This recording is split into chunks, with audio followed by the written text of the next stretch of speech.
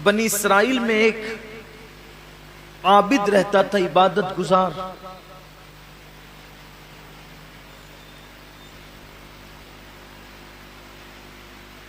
उसने देखा कि उसके इलाके के लोग एक दरख्त की पूजा करते हैं, दरख्त की इबादत करते हैं। उसको एहसास हुआ कि मेरे अल्लाह के होते हुए गैरुल्लाह की इबादत कोई क्यों करे। तो सोचा कि ये दरख्त ही काट दूं ताकि शिर्क की जड़ें कट जाए। कुड़ाड़े पे कुड़ाड़ी जो है वो कंधे पे रखी और कंधे पे कुड़ाड़ी रख करके निकला। अब शैतान को कब गवारा था कि शिर्क खत्म हो या शिर्क का खात्मा हो। शैतान तो गुमराही, कुफ्र, शिर्क, गुनाह, बेबाकी, वो तो फवाहिशात आम ही करना चाहता है। तो वो आया। अब यहां ध्यान से सुनना, बहुत गौर से सुनने की बात। शैतान आया और उसने आकर के पहले उसको ये कहा कि आप कहां जा रहे हैं।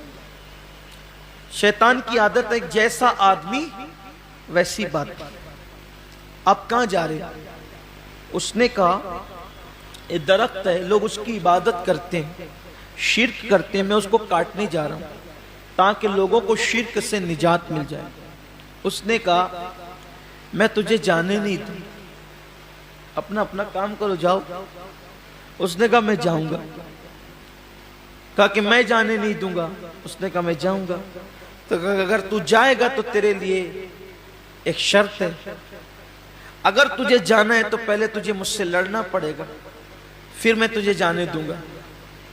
अब चूंकि उसके अंदर इखलास भरा था, हालांकि शैतान से लड़ना कोई आसान काम नहीं।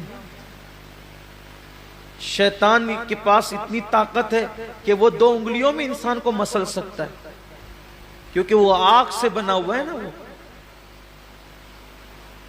वो आग से बनाया गया, मसलेगा तो इंसान मर ही जाएगा। लेकिन जहां अल्लाह की रजा होगी वहां अल्लाह की कुव्वत भी होगी। ये खास बात, अल्लाह की ताकत भी। तो शैतान ने कहा कि मुझसे तुझे लड़ना पड़ेगा तब तू जाएगा। उसने कहा ठीक है, मैं लड़ने के लिए तैयार हूं। दोनों कुश्ती लड़ने लगे। उस आबिद ने शैतान को पछाड़ दिया, उसके सीने पे बैठ गया। यानी अल्लाह ने उसमें इतनी ताकत दे दी, शैतान को पछाड़ दिया। शैतान किसी से नहीं हारता सिवाय मुखलिसीन के, सिर्फ वो इखलास वालों से हारता है। बड़ा बड़ा पहलवान उसके नजदीक कोई अहमियत नहीं रखता। उसके नजदीक सबसे बड़ा पहलवान मुखलिस है, यानी अल्लाह के लिए काम करने वाला है। वहां दुबले पतले का एतबार नहीं है, वहां सबसे बड़ी ताकत इखलास की ताकत है। क्योंकि जब उसने कहा था कि मैं बैठकर तेरे बंदों को बहकाऊंगा, वरगलाऊंगा, तो अल्लाह ने फरमाया था जा, तुझ पर मेरे मुखलिस बंदों पर तेरा वार नहीं चलेगा, मेरे मुखलिसीन पर तेरा वार नहीं चलेगा। यानी अहले इखलास को तू नहीं बिगाड़ सकता जो मेरे लिए जिंदगियां गुजारते हैं। तो पछाड़ दिया। उसने कहा नहीं नहीं, दोबारा फिर मुकाबला। दोबारा फिर पछाड़ा, फिर नहीं, सहबारा फिर मुकाबला, तीसरी बार फिर पछाड़ दिया। अब जब तीनों बार शैतान हार गया, अब देखो कैसे हमला किया। शैतान जब तीनों बार हार गया तब आबिद ने कहा अब तो मैं जा सकता हूं, अब तो मेरा हक है जाने का। उसने कहा देखो एक अच्छी बात क्या, तुम गरीब आदमी, दिन भर पैसा कमाते हो, रात को इबादत करते। अगर ये कमाने की मेहनत से और मुसीबत से आपको निजात मिल जाए तो आप दिन भर इबादत में गुजार सकते हो। अगर तुम ये काम नहीं करोगे, इनको इनके हाल पे छोड़ो, इनको इनके हाल पे छोड़ो। अगर तुम ये काम नहीं करोगे तो तुमसे पूछ थोड़ी होगी। तुम्हारे बिस्तर में तकिए के नीचे रोजाना तुम्हारी जरूरत के मुताबिक जितना तुम कमाते हो 2 दिरहम तुम्हें मिल जाएंगे। मस्त दिन भर 1 दिरहम खर्चा करना, 1 दिरहम में खाना पीना और दिन भर इबादत करना, कितनी इबादत होगी। या तो दिन भर कमाते हो फिर रात में थोड़ी सी इबादत करते हो। यह तो दिन भर इबादत होगी, जाओ वापस लौट जाओ, 2 दिरहम मिला करेंगे। यहां पता चला शैतान को दिन भर की इबादत मंजूर है, शैतान को दिन भर की इबादत मंजूर है, मगर दीन की तबलीग मंजूर नहीं है एक लम्हे की। दिन भर की इबादत उसको मंजूर है, मगर दीन की तबलीग एक लम्हे की मंजूर नहीं, क्योंकि वो जानता है कि इबादत करने वालों ने अगर कितनी भी इबादत कर ली, जाएगा तो अकेला ही जन्नत में जाएगा, लेकिन अगर कोई दीन की तबलीग करता है तो पूरी कौम को जन्नत में ले जाएगा। इसीलिए उसको दीन की तबलीग मंजूर नहीं है। वो तबलीग करने वालों को, दीन की तरफ बुलाने वालों को, दीन के लिए मेहनत करने वालों को बहुत दुश्मन की नजर से देखता है। तो कहा कि दिन भर कमाते हो, 2 दिरहम मिलेंगे, 1 दिरहम सदका करना, 1 दिरहम खाना, दिन भर इबादत करना। कि उस आबिद से कहा कि 2 सिक्के तुम्हें मिला करेंगे, दिन भर इबादत करना, 1 दिरहम सदका करना। उसने सोचा यार ये बात तो अच्छी कहता है, पहचाना नहीं कौन है, बात तो अच्छी कहता है। यानी कि शैतान की आदत है तोड़ी पानी करना। वो उस आबिद से तोड़ी पानी करने लगा अपनी जबान में। इसीलिए आप भी जरा होशियार रहो।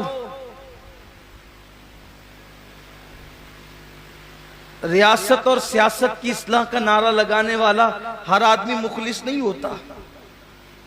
कुछ शैतान के तोड़ीबाज लोग भी होते हैं जो आपको बेचने के लिए कहीं ले जाते हैं। तो किसी के साथ जाने से पहले जरा होश ले लिया करो कि आपको जाना किसके साथ।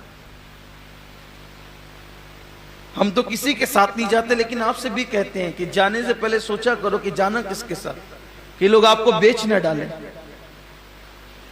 इसलिए कि शैतान जब इबादत खरीद सकता है तो आप कौन हैं और हम कौन हैं। तो 2 दिरहम पे बेचारा आबिद बिक गया और उसने कहा ठीक है वापस जाते हो। वापस चला भी गया।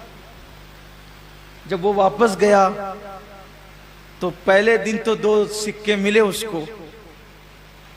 अब वो शैतान झूठा मक्कार, मक्कारियों की इंतहा उसके अंदर है। उसने कब अपने वादे को वफा करना, वादा वफा करना तो मेरे अल्लाह की शान है। इन्नल्लाह ला युखलिफुल मिआद, अल्लाह अपने वादे के खिलाफ नहीं करता। हद है कि जो वादा खिलाफी नहीं करता उसके लिए लोग नहीं करते, और जो वादा खिलाफियां करते उनके पीछे दौड़ते रहते हैं, दौड़ भाग करते रहते हैं। तो जब दूसरे दिन नहीं मिला तो कोचे सोचे आज तो दरख्त काट ही डालूंगा चाहे कोई आ जाए। कंधे पे कुड़ाली रखी, चला थोड़ी देर पहुंचा तो वही जनाब मिले। कहा जाने नहीं दूंगा। कहा मगर मैं तो जाऊंगा। कहा कुश्ती लड़नी होगी। तो अब जोम था ना कि हम तो पहले जीत चुके हैं, हम तो पहले जीत चुके, जोम था। उसने कहा ठीक है लड़ो। कुड़ाली रखी जैसे लड़ी। अब शैतान ने उसको पटक दिया, सीने पे बैठ गया। जब सीने बैठा तो कहा नहीं दोबारा, फिर सहबारा, फिर 3 बार किया वैसे ही। शैतान ने उसको पटका, कहा अब तो जाने नहीं दूंगा, चल भाग यहां से, चल वापस। उसने कहा जाता हूं, लेकिन बताइए जनाब आप है कौन।